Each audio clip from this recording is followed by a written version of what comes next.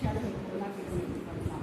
సురేష్ ఉద్యోగం పైకెళ్ళి చదవజకు sugar normal చేయండి ప్రభావ, వింటుంటారు మరి అలాగే వాళ్ళకి సొంత గృహాన్ని దయచేయండి దేవా. నా ప్రభావ నాకనే మరి డాక్టర్ నాకు దేవా తొమ్మిది విషయాలు భార్యభర్తలకు ఏ కాత్మ ఏ పనులు చేయడం వాళ్ళు దయచేసి తల్లి ప్రేమను జ్ఞాపకం చేసుకుని తల్లిలో జ్ఞానం కూడా దేవా తల్లితో సురేష్ మాటగా మీ జ్ఞానాత్మకం లేదండి, కవలిక మీ జ్ఞానాత్మకం ఉంటుంది దేవా. మా ప్రభావ నీ బిడ్డలు మీరు కనిపించినందుకు మేము స్థితిస్తూ ఏ స్నానం ప్రార్థిస్తున్నాం తండ్రి. ఆమె ఆమె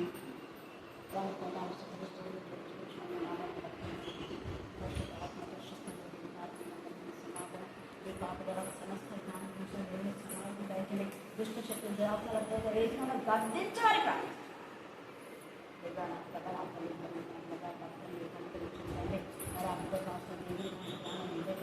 మార్పు దాయించండి. ఎన్ని సంవత్సరాలు బాధని తండ్రి దాన్ని ఖండించాలని కన్నీరు కాల్చారు. ఒకరోజు అక్కడ ఆలోచనలు మరి కాపాడేందుకు మంచి భవిష్యత్తు అన్నీ బయటపడి ఏ స్థానంలో కలుగుతున్నాం ప్రేమగా ఉండాలి. శక్తితో రెడీ మనం లేదా డాక్టర్గా మంచి సర్టిఫికేట్ పొంది దీన్ని గడపరచాలి. మీకు మంచి భవిష్యత్తు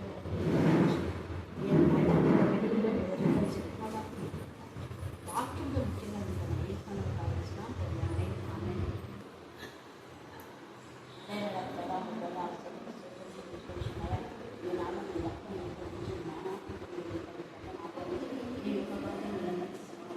ఉన్నత చర్చాలని నాడమైన వయసు మనుషులు ఉన్న పెట్టాలో 26వ అధ్యాయం 1 నుంచి 5 వచనాలు చదువుతుంది. ఎండాకాలం నాకు మంచు గిట్టదు, కోతకాలం నాకు వర్షం గిట్టదు. అటువలే బుద్ధికి ఘనత గిట్టదు.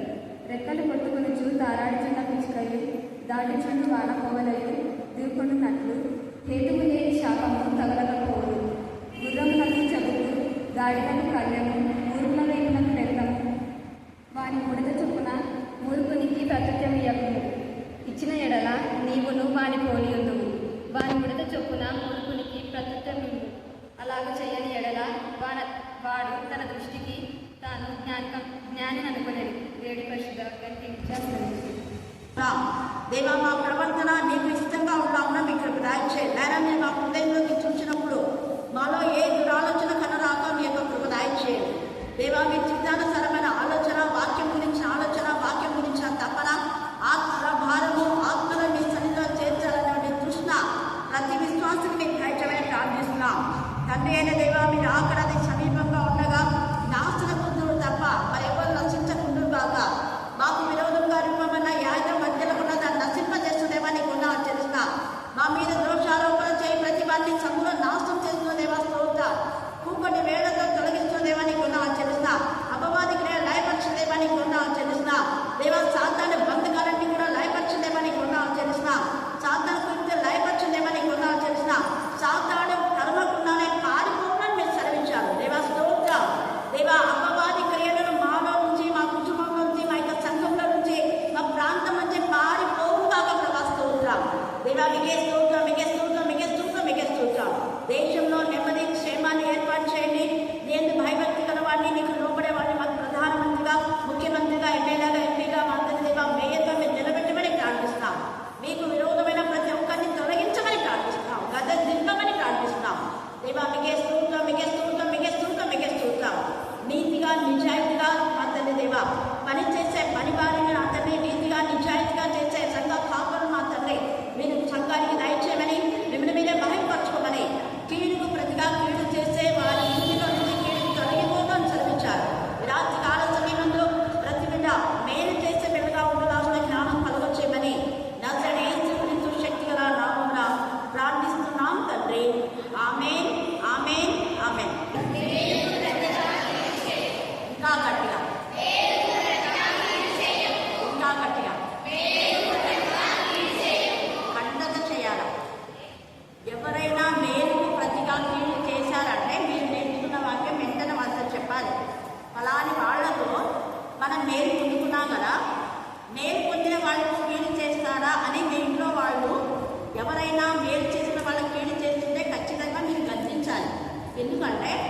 వాక్యం అన్నది శక్తివంతమైనది, వాక్యం ప్రభావితమైనది. వాక్యము గ్రహించి అర్థం చేసుకుంటే పక్క వాళ్ళలో ఉన్న చెడును తొలగించకుండా ఉండలేదు. నిజ విశ్వాస యొక్క లక్షణం ఏంటంటే ఎవరైతే తప్పులో ఉన్నారో వాళ్ళ తప్పు మార్గం నుంచి వారిని మళ్ళించుతాయే. అలాగా చేసేటప్పుడు మనల్ని వాళ్ళు అర్థం చేసుకోరు, మనల్ని వాళ్ళు తిరిగి వస్తారు. అయినా పర్వాలేదు, ఎందుకంటే ఇక్కడ ఇర్మియా తేజగా మనం ఇర్మియా చదివినప్పుడు 18వ అధ్యాయంలో 18 నుంచి 23 దాకా అక్కడ రాయబడ్డ లేఖన భాగాలు మీరు వింటే ఖచ్చితంగా వాక్యానుసారంగా పరిశుద్ధంగా దేవునికి మహిమకరంగా దేవుని పిల్లలకు సహాయకారిగా మనం ఉంటాం, లేదంటే ఉండం. ఎందుకు అంటే ఇక్కడ చూడండి, సామెతలు 26:1 చదవండి. ఎండాకాలంలో మంచు గిట్టదు, కోత కాలంలో వర్షం గిట్టదు. నేను చాలాసార్లు ఈ పదాన్ని వాడుతూ ఉంటా. ఎవరైనా నాకు హాని చేసినా, ఎవరైనా నేను చెప్పిన వాక్యానికి తిరుగుబాటు చేసినా, నిజంగా దేవుని యందు భయభక్తి కలిగి క్రైస్తవులై ఉండి క్రీస్తు నామం ధరించి క్రీస్తులో జీవించి ఆత్మల భారం కలిగి ఆత్మలను వెతుకుతూ వెంటాడే వాళ్లకు తిరుగుబాటు చేశారంటే 100% వాళ్ళు క్రీస్తు సంబంధులు కాదు. ఎవరి సంబంధులు వాళ్ళు? గట్టిగా చెప్పాలా? గట్టిగా సాతాను సంబంధులు సర్వసద్ధి వాళ్ళు. సాతాను దూరింటాడన్నమాట. సాతాను ఎప్పుడైతే వాళ్ళు ప్రవేశిస్తారో వెంటనే వాళ్లకు దేవుని పిల్లలకు గిట్టదు. తేలుతుంది ఇక్కడ. ఎండాకాలంలో మంచు గిట్టదు, కోత కాలంలో వర్షం గిట్టదు. ఎంత బాగా చెప్తున్నాడు. ఎవరిని సపోర్ట్ చేస్తారు అంటే దొంగలు సపోర్ట్ చేస్తారు, వ్యభిచారం చేసే పనులకు సపోర్ట్ చేస్తారు, తాగుబోతులకు సపోర్ట్ చేస్తారు, అక్రమంగా సంపాదించుకునే వారికి అక్రమమైన వాళ్ళే సపోర్ట్ చేస్తారు. అలాంటి వాళ్ళనే ఇంటికి ఆహ్వానిస్తారు కూడా. ఎందుకంటే జరుగుతున్న విషయాల గురించి నేను మీతో మాట్లాడుతున్నా. ఎవరు వింటున్నారు అన్నది వాక్యమే తేలిగా చెప్పేస్తుంది. యేసు ప్రభుల వారికి ఇస్కరియోతీయుడా ఎంతవరకు సహకరించాడు అంటే తనలో సాతాను ప్రవేశించే వరకు కూడా. ఒక దొంగ కదా, దొంగ జీవితాన్ని ఏదో మారిస్తే నా దగ్గరుండే మాట్లాడేమో నాకు ఆశ. ఎందుకంటే ఒక ఆత్మీయం నశించడం దేవుడికి ఏం లేదు, ఇష్టం లేదు కాబట్టి ఈ దొంగ వాడి బ్రతుకు మారుతుందేమో అని ఎంతో ఆశతో వాడు దొంగవాడని తెలిసి కూడా, దొంగవాడని తెలిసి నాతో అంటారు అలాంటి వాళ్ళు భయంకరమైన గుండాలు, రౌడీలు, వాళ్ళు గొర్రెం కాదు, వాళ్ళు కోడేలు, వాళ్ళంతా మృగాల్లాగా ప్రవర్తిస్తారని చెప్తాడు. నేనంట అయినా పర్వాలేదు, ఒకవేళ మాట్లాడేమో టైం ఇద్దాం వాళ్ళకు. ఎందుకంటే క్రీస్తు యేసున కలిగిన మనసు మనకు కూడా ఏం చేయాలి, కలిగి ఉండాలి. మారడానికి మనం సమయం ఇవ్వాలి. వాళ్ళు మారకపోతే వాళ్ళ పాప శిక్ష ఖచ్చితంగా ఉంటుంది. ఎందుకు అంటే యెహెజ్కేలు 37:3లో వాడికి ఖడ్గం వస్తుందని వాడి ప్రవర్తన విషయమే జాగ్రత్తగా ఉండమని మనం చెప్పాలి. చెప్పవలసిన బాధ్యత మనది. మారాలని ప్రయత్నించవలసిన బాధ్యత మనది. మారకపోతే వాడి పాపమే వాడిని పట్టుకుంటుంది, ఎవరు కాదు. హల్లెలూయా, హల్లెలూయా. ఎవరి పాపం ఎవరిని పట్టుకుంటుంది చెప్పండి? ఎవరి పాపం వాళ్ళనే పట్టుకుంటుంది. వాళ్ళ పాపమే వాళ్ళ పట్టుకుంటుంది, ఎవరు పట్టుకునే అవసరం లేదు. దేవుడు అన్ని చూస్తూ ఉంటాడు. ప్రస్తుతం జరుగుతున్నవే దేవుడు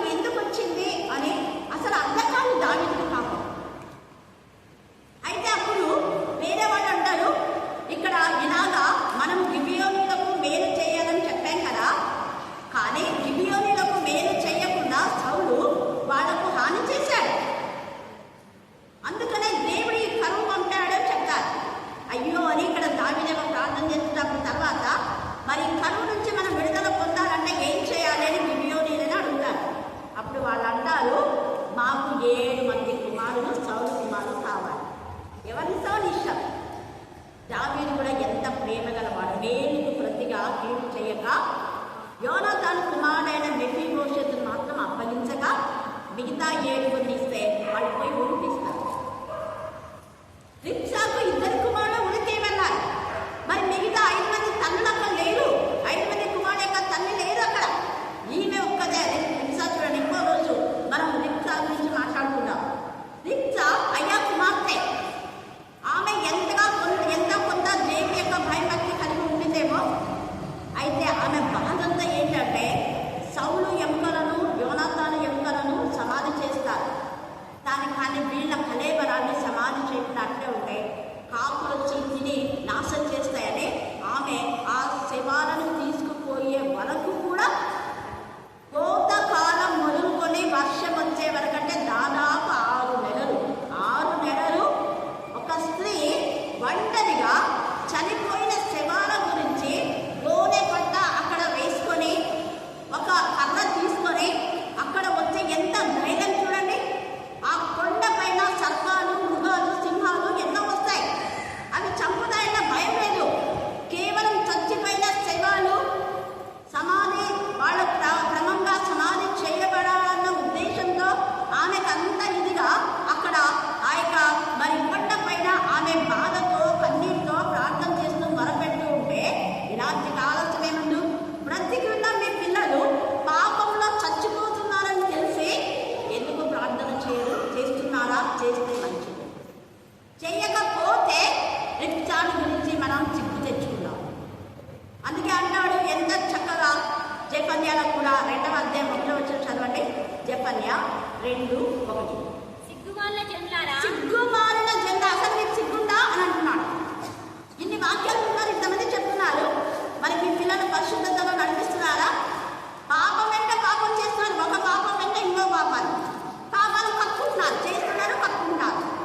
అలాంటి పాపాలు కప్పుకునే వాళ్ళకు మళ్ళీ ఇలాంటి పాపాలు చేసే వాళ్ళకి చెప్పుకుంటూ ఉంటారు. మిగతా వాళ్ళు సపోర్ట్ చేయరు, మిగతా వాళ్ళు ఖండిస్తారు. మీరు చేసేది తప్పు, పశ్చాత్తాపడండి, దేవుని సన్నిధికి రండి, పాపాలు ఒప్పుకోండి, ప్రార్థన చేయండి, వాక్యం చెప్పండి అని చెప్తారు. అందుకని ఇక్కడ సిగ్గు మారిన జనులారా కూడిరండి, పొట్టుకు గాలి ఎగిరిపోయినట్టుగా ఎగిరిపోతాయి. ఎగిరిపోయింది ఇబ్రాహీం రైస్ యొక్క బ్రతుకు. విరమిగాడు. సౌలు కూడా అలాగే అనుకున్నాడు. సౌలు అనుకోలేదు తను ఈటపై చనిపోతాను అని. అనుకోని విధానం. అబ్షాలోము అనుకోలేదు, విరమిగాడు. వాళ్ళ తండ్రిని చంపాలనుకున్నాడు, తనే చచ్చాడు. దేవుని చేత అభిషేకం పొందిన వారిని ఎవరు టచ్ చేయలేదు. పరిశుద్ధాత్మకు వ్యతిరేకంగా మాట్లాడితే ఇక్కడ క్షమాపణ లేదు, పరమందు కూడా క్షమాపణ లేదు. అందుకే ఇక్కడ ఇర్మియా తేజగా మాట్లాడుతున్నాడు. దేవాన్ని సన్నిధి లేని వాళ్ళ మేలు కోసమే ప్రార్థన చేశాను కదా, కానీ వాళ్ళైతే నాకు కీడు చేస్తున్నాను, నువ్వు చూస్తూ కూర్చున్నావు కదా. నువ్వు ఖచ్చితంగా వాళ్ళకు నీ కోపం వచ్చినప్పుడు వాళ్ళకు తగిన శిక్ష విధించుంటాడు. అలాగే కీర్తన 69వ అధ్యాయం 28వ వచనంలో కూడా ఒక మాట చూడండి. కీర్తన 69:28.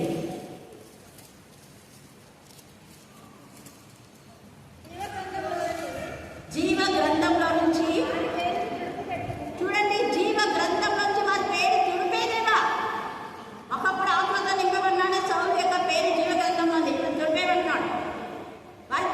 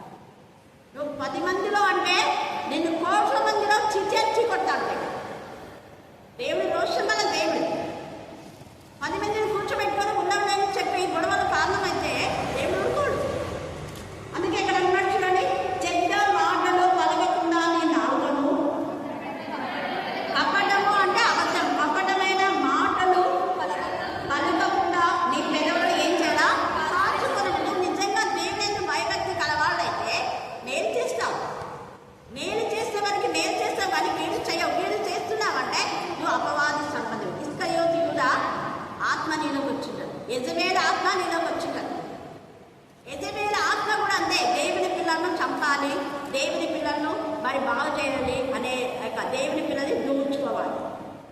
దోచుకునే వాళ్ళను దోచబడతారు ఖచ్చితంగా. తర్వాత చూడండి, సమాధానం వెతికి దాన్ని వెంటాడు.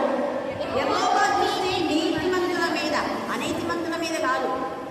ఎంతసేపు మనలో యొక్క స్లోగన్ ఏంటంటే, యేసు ప్రభు పాపల కోసమే వచ్చాడు, పాపల కోసమే వచ్చాడు, కానీ పాపాన్ని చేయమని చెప్పలేదు కదా. చెప్పాడా ఎక్కడనా?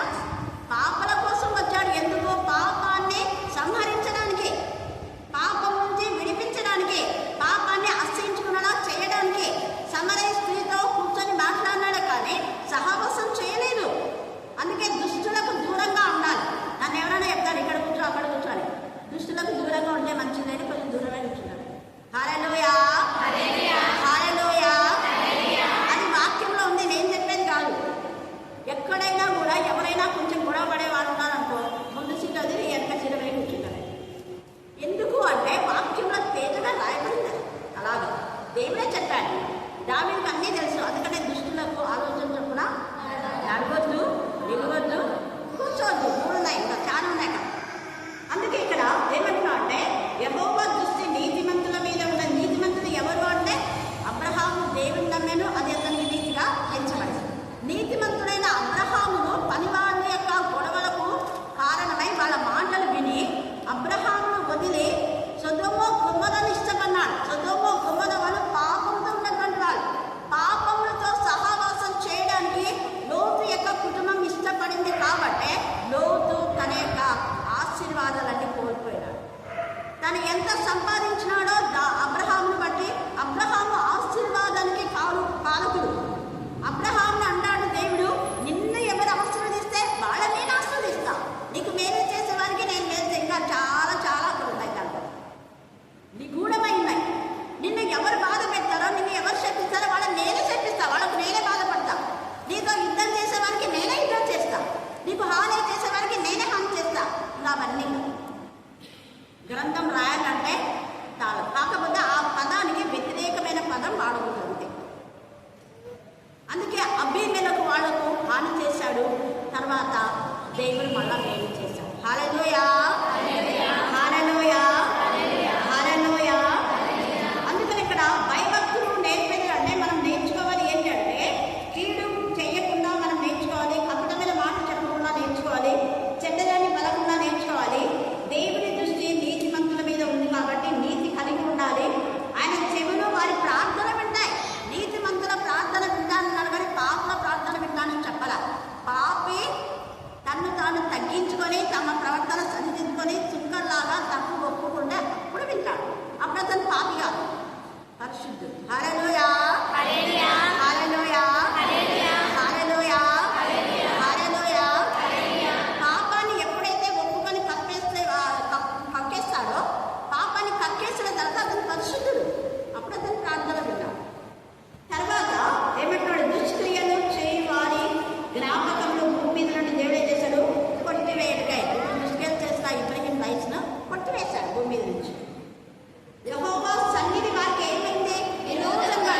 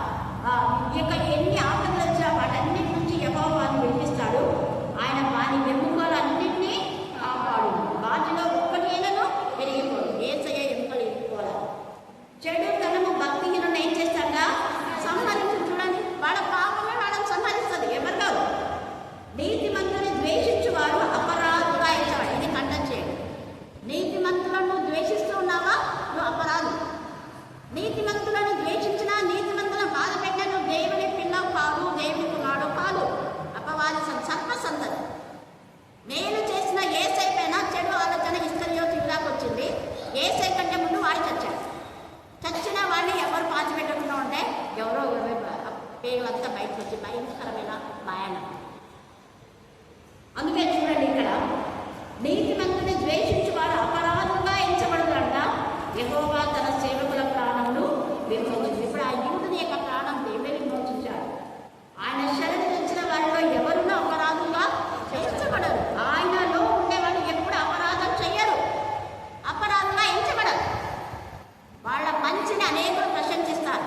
వాళ్ళు వెళ్ళేటప్పుడు వెళ్తున్నారా అని అందరూ సంతోషపడతారు. ఎప్పుడెప్పుడు పోతారు, ఇంకా ఎప్పుడెప్పుడు పోతారని ముందే వెళ్తున్నారు. వీళ్ళు ఎప్పుడు పోతారు, వీళ్ళు ఎప్పుడు పోతారు, వీళ్ళు ఎప్పుడు పోతారు, వీళ్ళు ఎప్పుడు దిగుతారు. ఎందుకు చెడ్డవాడు దిగకపోతే ఇంకా ఎప్పుడెప్పుడని వేట్లు ఎక్కువ పెట్టుకుంటారు. మంచి వాళ్ళైతే వీళ్ళు ఇంకా ఉంటే బాగుండే అనుకుంటారు. ఎలాగున్నాం మనం? ఇంకా ఉంటే బాగుండే ఎలాగున్నామా? ఎప్పుడెప్పుడు పోతారు అనిపించిన ఎలాగున్నామా? మన బ్రతుకులు దేవుడికి మహిమకరంగా మేలు చేసిన వారికి మేలు చేద్దాం. దేవుడు ఈ లేఖన భాగంలో దీవించి ఆశీర్వదించుగాక. ఆమేన్, ఆమేన్, ఆమేన్.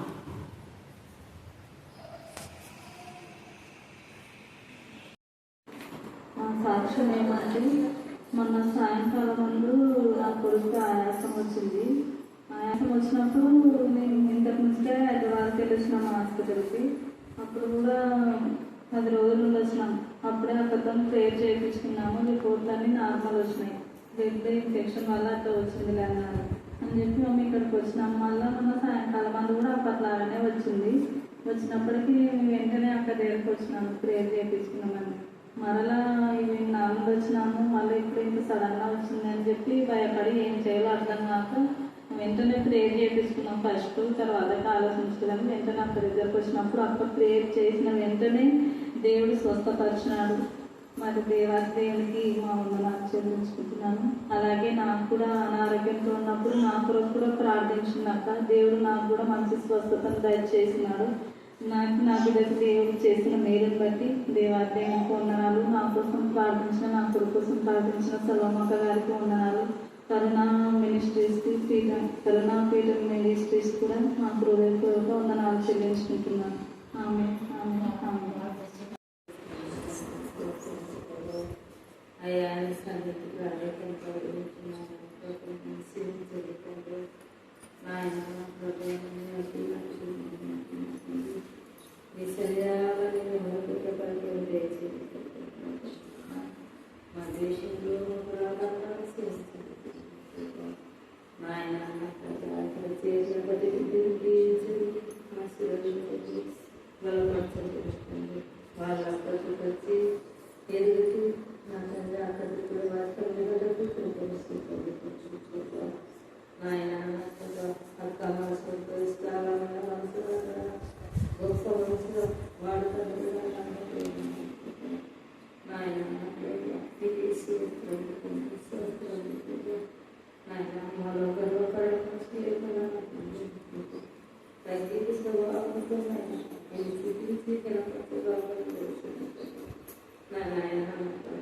ఏంటంటే సమస్యలను జీవితంలో చిరమతో జాగ్రత్త బాధలతో అటు వారినంతా జీవించండి, ఆశీర్వదించండి. నాయనానికి స్వస్థించండి. సినీ పాడడానికి మాట్లాడుతున్నాను.